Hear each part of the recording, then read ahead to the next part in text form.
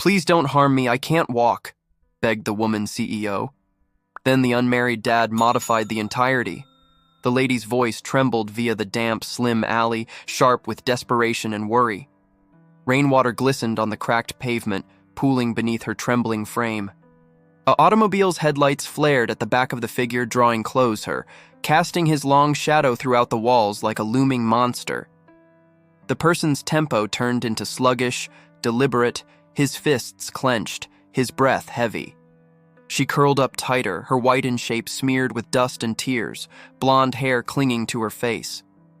Her left ankle became badly swollen, twisted at an unnatural angle. She winced, trying to circulate, but the ache dispatched sparkling tears streaming down her cheeks. At that moment, around the corner on the give-up of the alley, a person seemed. Tall, rugged, wearing a bit girl wrapped in a dwindled yellow raincoat. His clothes have been worn, his boots wet, his expression tired. However, while he heard the voice, so raw, so damaged, he stopped. The little woman stirred in his arms. "Daddy, is she going to die?" she whispered. The person set her lightly on the ground. "Stay right here," he stated softly, however firmly. She nodded, clutching a small filled rabbit to her chest. Without hesitation, he progressed into the alley. His voice rang out low and commanding. "Step far away from her now." The person looming over the lady turned, startled for a second. Anxiety rippled in the rain-soaked air, but the stranger's eyes, sharp, consistent, unflinching, have been locked on him. There has been something in that gaze that stopped the aggressor cold. No longer worry, not rage, just quiet reality. The would-be attacker took a step again, then any other, and without any other word, he became and disappeared into the shadows. The blonde woman blinked in disbelief, her breath catching as the person approached. Her limbs trembled, now not just from pain, but from shock. The little lady peeked from the alley's front, her eyes huge. Lightning flashed, thunder rolled. The man knelt beside the girl, his voice tender now. "You're secure. I've forgiven you." She stared at him, lips parted, unable to talk. She did no longer but recognize his call. However, in that moment, something modified. And though she could not stand, though she was broken and bruised, she had just been visible. And her life became about to alternate all the time. Jack Morgan lived on the 1-3 ground of a crumbling rental building in which the partitions whispered with the echoes of lives, lengthy, exhausted. At 31, his life had already been break up in two, earlier than and after he misplaced his spouse. 2 years ago, most cancers took her quickly, cruelly. Given that then, the whole lot had revolved around Sophie. He worked as a bathing machine repairman, taking jobs that paid simply enough to hold the lights on and meals inside the refrigerator. Maximum days. He smelled like rusted pipes and detergent, however, he by no means minded. So long as Sophie had crayons, warm food, and a safe region to sleep, he should stay with the aching joints and past due rent notices. As soon as Jack had worn a specific uniform.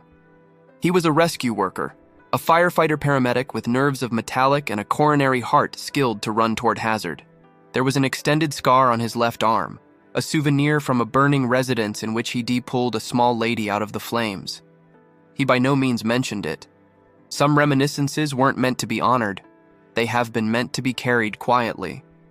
Now he carried his daughter, Sophie, 6 years antique, with wild curls and a chuckle that would shake the sadness out of a room. She by no means went everywhere without her battered box of crayons. Colorings make things better, she favored to mention. She stuffed their domestic with drawings, plant life, rainbows, stick figures holding arms. Her global changed into tiny but brilliant. That wet night, Jack had promised her a deal with a hot dog from the Nook stand if she behaved through the grocery run. They had simply grew to become down a lower back alley to cut across the block once they heard it. A scream, a girl's voice trembling, pleading. That night, Emily Carter had not meant to run. However, when her fiancé, Mark Reynolds, the CFO of her organization, locked the in-suite door in the back of him and commenced raising his voice, something internal her snapped. For months he had been pressuring her to sign over manage a vital property of their joint holdings. The marriage changed into part of a business strategy, her father's method, to comfortable dominance inside the tech global. But Emily became no longer constructed for cages. She said no. And when his hand gripped her wrist, she grabbed the laptop with the incriminating documents and fled barefoot into the rain. She had never run like that before. Now not via alleys, now not together with her heart pounding like a hunted animal's. She slipped. Her ankle gave way. She fell hard onto the bloodless, moist concrete. Still, she held the laptop towards her chest as if it had been her simplest lifeline, as it was now. Her breath came in gasps. The ache in her leg blurred her vision. Her white dressmaker healthy changed into ruined, torn at the shoulder, soaked to the bone. Her phone were lost someplace on the street. The man she as soon as relied on become getting nearer. She should pay attention his footsteps, and that was whilst she saw him. Jack carried her in silence. The rain had slowed to a drizzle by the point they reached his building. Emily's body trembled from cold and surprise. She clung tightly to the laptop towards her chest, her grip unrelenting while ache radiated from her ankle. Jack said nothing. Handiest adjusted her in his fingers to protect her higher from the wind. "It's Kay," he stated, lightly lowering her onto the couch. "You're secure right here." Sophie entered a moment later, tiptoeing via the entrance in her rain boots. She held her bunny in one arm and checked out Emily apparently. Her gaze wasn't worried, simply critical, the kind of critical simplest a child can be. Then she tilted her head and asked, "Daddy, why is she crying like me when I pass over Mommy?" Jack iced over. Emily's breath hitched. She became her face away as if the words had pierced something she didn't understand existed. Her palms tightened on the brink of the couch. She wanted to speak, but couldn't. "She's had a hard day, honey," Jack said softly. "Every so often grown United States of America cree too." Sophie nodded solemnly, then wandered off towards her room, her little boots squeaking with each step. Jack added a smooth towel and wrapped it gently round Emily's shoulders. "I'll get you something heat, TK?" She nodded mutely. He disappeared into the kitchen. Emily leaned again into the cushions, nonetheless damp, nonetheless cold. Her ankle throbbed. Her coronary heart ached worse. She had been in penthouses, luxurious spas, corporate boardrooms covered with mahogany. None of these locations had felt like this. Small, imperfect, however full of some things she couldn't name. It scared her. Emily awoke inside the middle of the night to the sound of rain tapping in opposition to the window. For a few seconds, she didn't recall where she turned into. The strange couch, the dwindled curtains, the odor of antique wooden and coffee. It wasn't her penthouse. Then it came back in a rush. The alley, the ache, the stranger who carried her right here. She tried to transport, however, the sharp sting in her ankle pressured her to prevent. A blanket had been tucked round her. Her ruined garments have been folded well on a chair close by, changed with an oversized tea blouse that hung loosely on her frame. It smelled faintly of detergent and smoke. His blouse, she realized. The condo was quiet, besides for a tender hum from a small heater close to her feet. She noticed a word on the coffee table. "Didn't need to wake you. There's soup on the range. Jack." She blinked at the handwriting, neat, steady, like the man himself. For a person who appeared like he'd been through hell, his gentleness unsettled her. Emily tried to sit up straight. The movement dispatched ache shooting through her leg. She reached for the crutch propped beside the couch, however her balance failed and she stumbled. A hand stuck her before she fell. "Whoa, clean," Jack said quietly. He had just come in from the opposite room, hair still damp from the bathe, wearing an undeniable gray t-shirt and denims. His eyes, calm and critical, met hers. "You must stay off that foot for a few days." She exhaled shakily. I need to go. I can't stay right here. You may even stroll. I'll discern it out." He crossed his fingers. "Discern it out how? Your harm, you're scared. Whoever became chasing you might nonetheless be obtainable." Her lips parted, but no phrases got here. She grew to become away, gazing the rain again. You wouldn't understand. Jack didn't argue. He just walked to the stove, ladled soup right into a bowl, and brought it to her with a bit of bread at the side. Eat something. Then you may decide what you want to do. For an extended moment, she stared on the bowl, steam curled upward, wearing the fragrance of bird and herbs. Simple, regular. She hadn't eaten whatever that didn't come plated by means of a chef in years. Her stomach growled. She gave in, selecting up the spoon with trembling palms. Jack sat across the room, watching silently. When she finished, he said, "You don't have to tell me everything, but I need to recognize in case you're in hazard. Do I want to call the police?" Her grip tightened on the empty bowl. "No police." That told him everything. He nodded slowly. "Then you definitely'll live here until you may move." Emily checked out him, startled. "You don't even understand me." "I don't want to. You had been hurt. That's sufficient." The simplicity of his solution disarmed her. In her world, the whole lot came with strings connected, contracts, obligations, favors owed.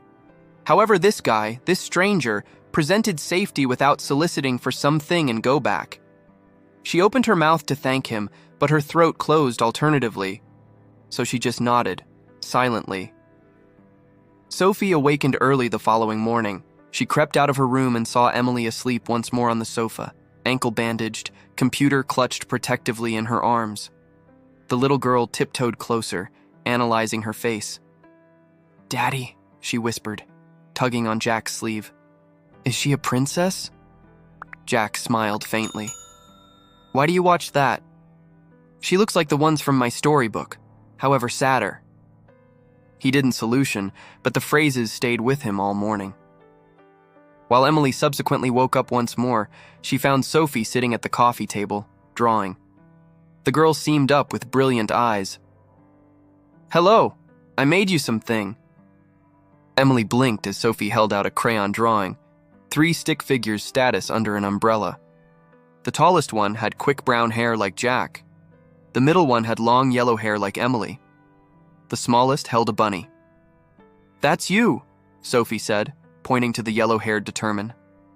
"You're safe now." Emily's lips parted. Something inside her chest cracked open, something she had kept buried under years of ambition, fear, and manage. She reached out and brushed Sophie's curls gently. "Thanks," she whispered. For the primary time in years, her voice trembled now, not from ache, however from something that felt dangerously close to hope. Over the following couple of days, Emily stayed in Jack's rental. Her ankle slowly commenced to heal below his quiet care. He modified the bandages each morning earlier than heading out to paintings, leaving meals for her and small notes reminding her to rest. Sophie stored her corporation, filling the room with drawings and chatter. Emily, who had spent years surrounded via assistance and polished silence, discovered herself oddly comforted with the aid of the unfiltered warmth of this small domestic. The sound of the kettle whistling, the creak of the floorboards, the remote laughter from the hallway, all of it felt unexpected yet surprisingly safe. Jack by no means asked questions. He didn't pry into who she became or why she had proven up broken and barefoot in the rain, but on occasion, while she caught him looking at her, she saw something in his eyes, a quiet know-how, as if he recognized a sort of pain she couldn't hide. One night, as she helped Sophie color a picture of a residence, she asked, "Do you omit your mom?" Sophie paused, her crayon hovering above the paper. "Once in a while. However, Daddy says she's with the celebrities, so once I draw stars, I'm saying hello." Emily smiled softly. "That's lovely." The little female tilted her head. "Do you have got a mommy?" Her breath caught.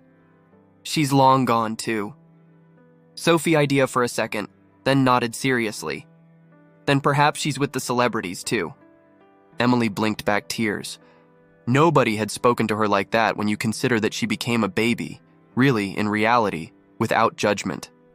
She swallowed hard and smiled. "Perhaps she is." That night, lengthy after Sophie had gone to mattress, Emily sat by means of the window with the laptop open on her knees. The glow of the display contemplated in her eyes. Lines of code, spreadsheets, and emails stuffed the display, proof of company fraud that would damage her corporation's recognition. Mark Reynolds' call seemed over and over. He had used her father's accept as true with the own family enterprise, or even her very own signature to launder hundreds of thousands. The instant she uncovered it, she had emerged as a legal responsibility. And the person who once promised to guard her had sent men to silence her as a substitute. Her arms trembled. She hadn't told Jack any of this. He turned into a stranger, a type 1, however, nonetheless a stranger. But part of her wanted to. The load turned into too much to carry on my own. Whilst Jack got here in from the balcony, wiping his fingers on a towel, he located her staring blankly at the computer. "You need to sleep," he said lightly. "I won't." He hesitated, then sat across from her. "Nightmares?" She gave a short, bitter snort. "Something like that." For a protracted second, they sat in silence. Rain tapped softly in opposition to the window again, like a memory repeating itself. Then she whispered, "What in case you helped someone, however it value you the whole lot?" Jack checked out her carefully. "Then you definitely need to determine if doing the right component is still well worth it." Her eyes lifted to fulfill his. "And in case you lost the entirety anyway?" He smiled faintly, but it didn't reach his eyes. "Then you definitely learn to start over." Emily studied his face, thinking what type of losses had carved that quiet electricity into him. "Do you ever remorse helping a person?" she asked. He shook his head. "By no means." Something in her chest loosened.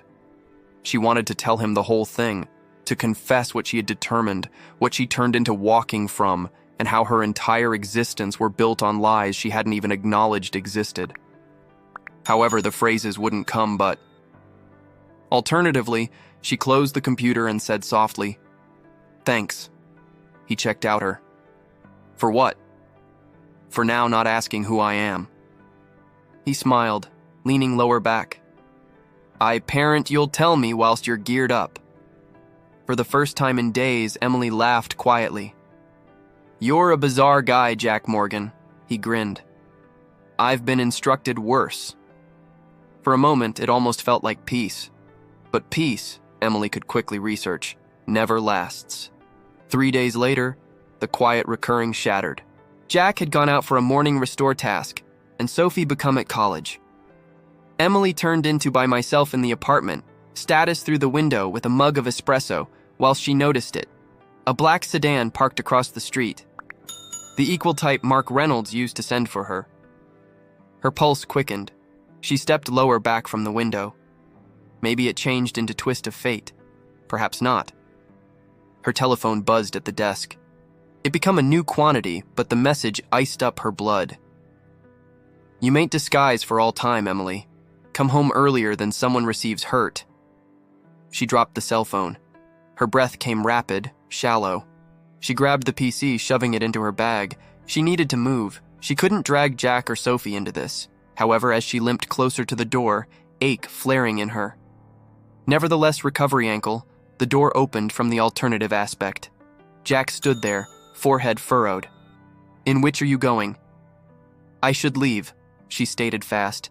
"It's no longer secure for you." He stepped inside, finaled the door at the back of him. "What happened?" Her hands shook. "They discovered me." "Who?" She hesitated, but there was no time for secrets now. "Mark Reynolds. My fiancé, or he turned into. He's been stealing from the corporation, the usage of my call to cowl it up. I discovered proof. I was going to show him, but he tried to forestall me." Jack's jaw tightened. "That night within the alley, he was the one chasing you." She nodded, eyes brimming. I didn't recognize in which else to move. He took a slow breath, steadying his voice. "You did the right aspect coming right here." "I'm placing you in risk," she said, almost shouting. "You and Sophie—" "Haya," he interrupted gently, stepping closer. "You're no longer by myself anymore. We'll determine this out." Earlier than she ought to solution, a knock pounded on the door. 3 sharp hits. She iced over. Jack motioned for her to stay quiet. He peered through the peephole. Two men in suits stood outside. He grew to become returned to her. You want to cover. In which? He pointed in the direction of the bedroom closet.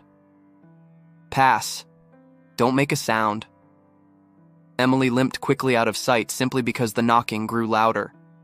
Jack opened the door midway, blocking the entrance along with his shoulder. Am I able to help you?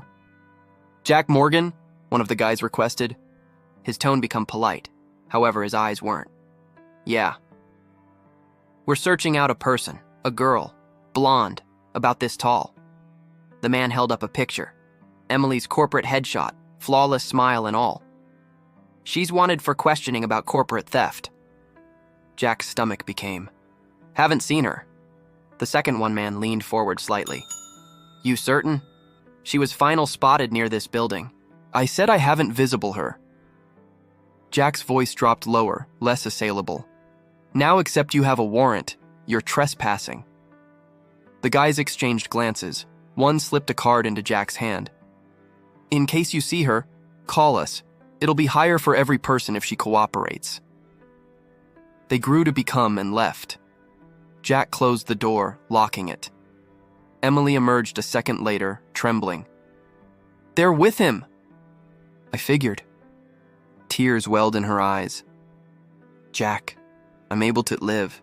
He gained stop until he finds me. He took a breakthrough. Then we ensure he doesn't. She stared at him. What are you talking approximately? You stated you have got proof, proper? Emails, statistics, everything? She nodded slowly. Yes, but it's dangerous. So is walking all the time, he stated. In case you move again alone, he'll bury you. But if we visit the authorities with the proof, actual ones, no longer whoever he's bought, you could clear your call. Emily's voice cracked. You'd risk that for me? Jack met her eyes. You risked everything for the fact. That counts for something. For a long time, neither of them spoke. Rain started once more, tapping towards the window like it had the nighttime they met. Emily took a shaky breath. Okay, permits end what I began. Jack spent the night supporting Emily organize the files. His small kitchen desk turned into buried below papers, flash drives, and published emails. The evidence was overwhelming. Transactions routed through offshore money owed, forged virtual signatures, shell agencies owned by means of Mark Reynolds. Emily explained the whole thing in a low, constant voice, even though her fingers in no way stopped trembling. He used my credentials to approve every transfer. My father trusted him absolutely. If this receives out, the enterprise will disintegrate. Jack checked out her. Then you'll rebuild it, the proper manner. She gave a small, whole giggle. You're making it sound easy. It's not, he stated quietly. However, it's viable. By using Sunrise, they had compiled the whole lot into one folder. Emily leaned again, exhausted. Jack poured her espresso and sat throughout from her. Where can we take it? She requested. I understand a person, he said after a moment. An antique friend from my firefighting days. He works in inner affairs now. If each person can get this to the proper humans, it's him. She hesitated. Can we accept as true with him? I'd trust him with my lifestyles. When Sophie wakened, Jack advised her they had to run an errand. She packed her crayons and bunny into her backpack without asking questions. Emily tied her hair right into an unfastened bun, slipped into certainly one of Jack's hoodies, and attempted to look as ordinary as possible. They left the constructing quietly and took the subway rather than Jack's truck. Emily sat with her arms clenched in her lap, eyes darting whenever the train slowed. Jack sat beside her, constant and calm. It's going to be high quality, he said softly. She nodded, however, the worry by no means left her eyes. They met Jack's old pal, Lieutenant Henry Lawson, in a quiet diner on the East Aspect. He turned into huge-shouldered, older, with a kind but wary expression. After Jack brought them, Emily exceeded him the folder. Lawson flipped through the pages, his forehead furrowing. That is large, Jack. Actual large. If half of that is authentic, that man now not just stealing. He is laundering money for people you don't or want to go. Emily's voice was tight. I just want the truth out. Lawson nodded. I'll make some calls, but you two want to stay low. He's not going to head down quietly. They left the diner simply as the sky started out to darken once more. Emily felt lighter and terrified suddenly. For the primary time, someone else knew. Someone should assist. However, as they became the nook closer to the subway, Jack froze. Across the street, a black sedan idled, the identical one she'd seen before. Get behind me, he stated sharply. The car door opened. Mark Reynolds stepped out, immaculate as ever in a tailored gray fit, his smile clean and bloodless. Emily, he known as Out, voice echoing via the slender street. You've made this very difficult. Her breath caught. Jack's arm tensed protectively in the front of her. You don't ought to try this, she stated, her voice shaking. It's over, Mark. He chuckled softly. Over? You honestly suppose all people going to accept as true with the phrase of a runaway towards mine? You were always too sentimental for this international. Jack progressed. She's now not alone anymore. Mark's smile vanished. And who are you alleged to be? A person who doesn't like bullies. For a second, no person moved. Then Mark nodded closer to his motive force. The man reached in his jacket. Jack's hand shot out, grabbing Emily's wrist. Run! They bolted down the street as the car door slammed. Tires screeched behind them. Jack pushed Emily ahead, weaving via the slender lanes, his coronary heart pounding. He heard Sophie's worried cries echo as he carried her near. They ducked into an aspect alley and hid at the back of a dumpster. The sound of footsteps grew closer, then stopped. Silence. Jack held his breath, listening. Ultimately, the car engine roared to lifestyles again and diminished into the gap. Emily collapsed in opposition to the wall, trembling. I'm able to do this anymore, she whispered. He's in no way going to forestall. Jack cupped her face gently, forcing her to fulfill his eyes. Sure he will, due to the fact we're no longer running anymore. She blinked at him through tears. What do you mean? We're going to complete this. Together. That night time, Jack made a call to Lieutenant Lawson from a payphone close to the Antique Educate station. He located us, Jack said quietly. You need to transport now. Lawson's voice came sharp and constant. We're already on him. Stay put, Jack. Don't try and be a hero. Jack hung up and again to the apartment. Emily sat at the desk, staring blankly at the PC.